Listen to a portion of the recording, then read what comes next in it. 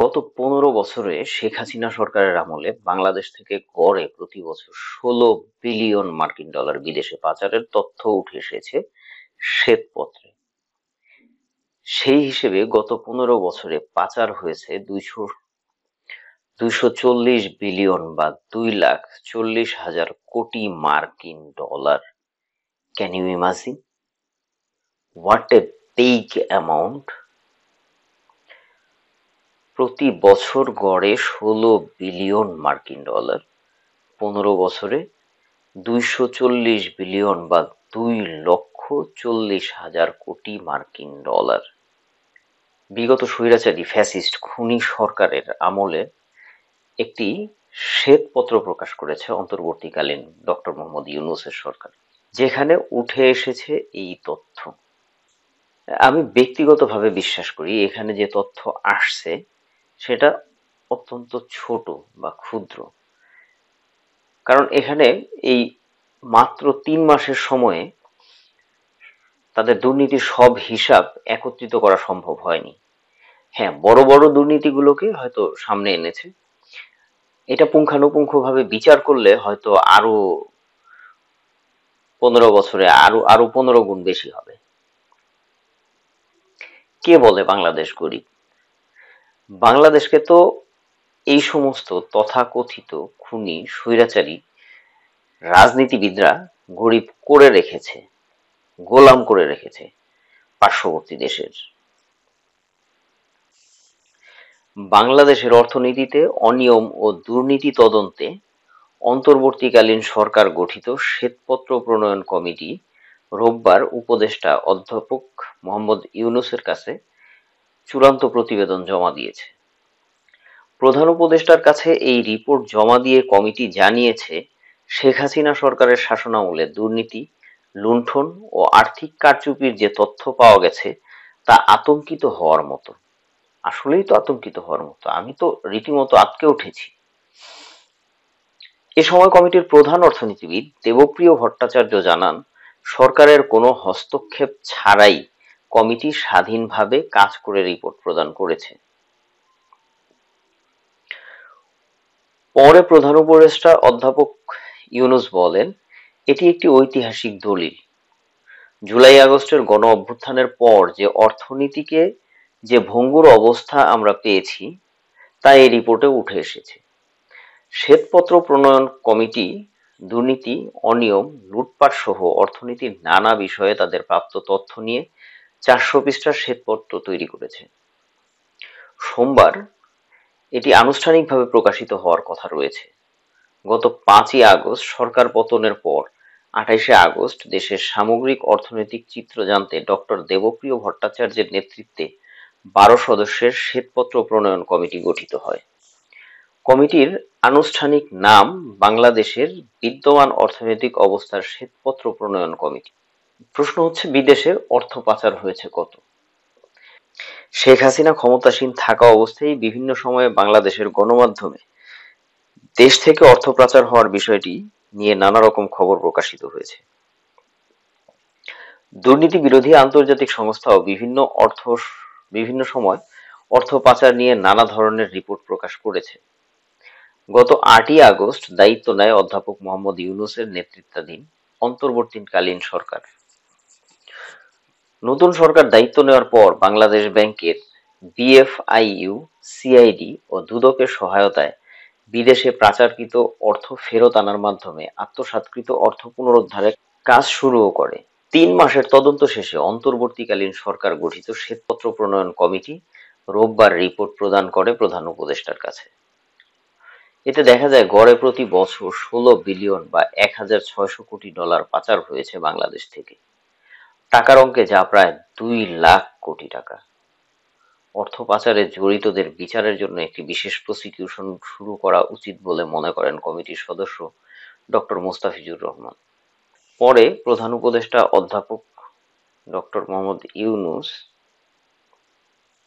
বলেন, আমাদের গরিব মানুষের রক্ত পানি করা টাকা যেভাবে তারা লুণ্ঠন করেছে তা আতঙ্কিত হওয়ার মতো। দুঃখের বিষয় হলো, তারা প্রকাশ্যে এই লুটপাট চালিয়েছে। আমাদের বেশিরভাগ অংশই এর মোকাবিলা করার সাহস করতে পারেনি। প্রকল্পে লুটপাট, দুর্নীতি, অনিয়ম। বিগত শেখ হাসিনা সরকারের আমলে ছোট বড় মিলিয়ে বেশ কিছু উন্নয়ন প্রকল্প গ্রহণ করা হয়েছিল। শ্বেতপত্র প্রণয়ন কমিটি এসব প্রকল্প নিয়ে কাজ করে। এর মধ্যে বড় 29টি প্রকল্পের মধ্যে 7টি প্রকল্প পরীক্ষা করে দেখেছে শ্বেতপত্র প্রণয়ন কমিটি। আমি আগেই বলছিলাম যে যদি সব হিসাবের মধ্যে আনা হয় তাহলে এটা হয়তো আরো 16 গুণ হবে বা 15 গুণ হবে। দেখেন, কথা কিন্তু সত্যি। 29টি প্রকল্পের মধ্যে মাত্র 7টা প্রকল্প তারা বিবেচনায় এনেছে। এতে কমিটি দেখেছে বড় প্রকল্পের প্রতিটিতে 10,000 কোটি টাকারও বেশি অর্থ ব্যয় হয়েছে। 29টি বড় প্রকল্পে মোট ব্যয় হয়েছে $87 বিলিয়ন বা 7,80,000 কোটি টাকা। পরীক্ষা করা 7টি প্রকল্পের আনুমানিক প্রাথমিক ব্যয় ছিল 1,14,000 কোটি টাকা। কমিটি প্রধান উপদেষ্টাকে জানায়, এসব প্রকল্পে জমির দাম বেশি দেখিয়ে এবং জমি কেনায় হেরফের করে প্রকল্পের ব্যয় সংশোধিত করে বাড়ানো হয়েছে অনেক, যা টাকার অঙ্কে 1,95,000 কোটি টাকা। কমিটি জানিয়েছে কোথাও কোথাও প্রকল্প ব্যয় বাড়ানো হয়েছে 70%। চিন্তা করা যায়, আমাদের দেশে ইনফ্লেশন রেট 7, 8 বা সর্বোচ্চ 10%। সেখানে এক একটা প্রকল্পে ব্যয় বাড়ানো হয়েছে 70%। How funny. কমিটির সদস্য অধ্যাপক এ কে এনামুল হক এ সময় জানান, গত 15 বছরে বার্ষিক উন্নয়ন কর্মসূচি বা এডিপিতে 7 লাখ কোটি টাকার বেশি ব্যয় হয়েছে এবং এর 40% অর্থ আমলারা লুটপাট করেছে।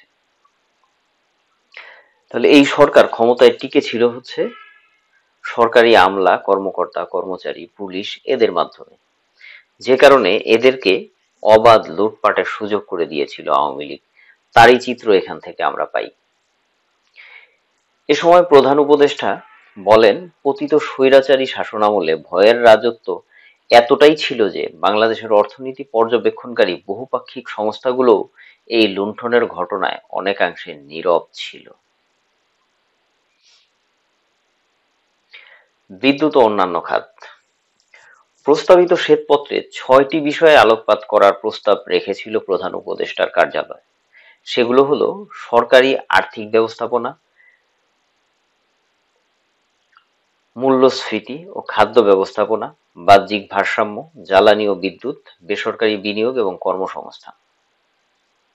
রোববার এই শ্বেতপত্র প্রদান অনুষ্ঠানে অন্তর্বর্তীকালীন সরকারের অর্থ উপদেষ্টা সালেহ উদ্দিন আহমেদ, বাংলাদেশ ব্যাংকের গভর্নর আহসানেইস মনসুর সহ সিনিয়র কর্মকর্তারা উপস্থিত ছিলেন। বিগত আওয়ামী লীগ সরকারের আমলে বিভিন্ন সময় বিদ্যুৎ ও জ্বালানি খাতের অনিয়ম ও দুর্নীতির নানা অভিযোগ গণমাধ্যমে প্রকাশিত হয়েছে। এই রিপোর্টে বিগত সরকারের সময় বিদ্যুৎ ও জ্বালানি খাতের অনিয়ম দুর্নীতির তথ্য উঠে এসেছে। কমিটির আরেক সদস্য এম তামিম বলেন, বিদ্যুৎ উৎপাদনে বিগত সরকারের আমলে $30 বিলিয়ন বিনিয়োগ করা হয়েছে। এর মধ্যে যদি 10% অবৈধ লেনদেন ধরা হয় তাহলে পরিমাণ হবে কমপক্ষে $3 বিলিয়ন।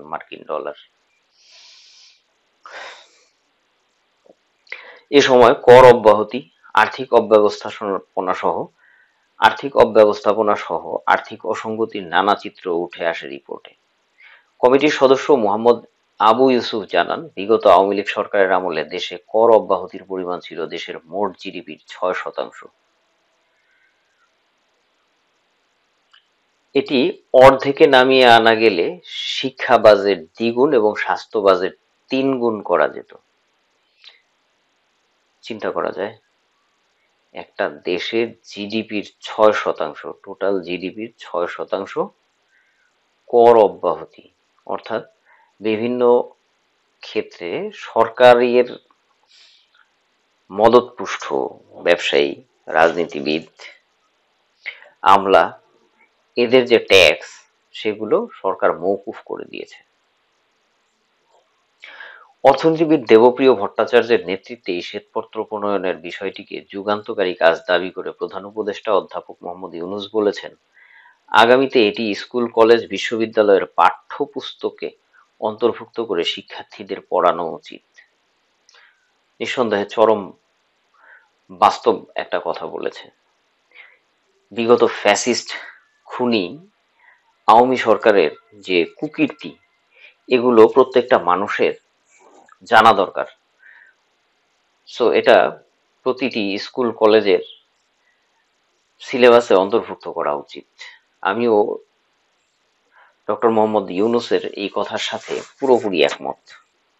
যে খবরটি আপনাদের শোনালাম বা জানালাম, এই খবরটির সোর্স হচ্ছে বিবিসি বাংলা।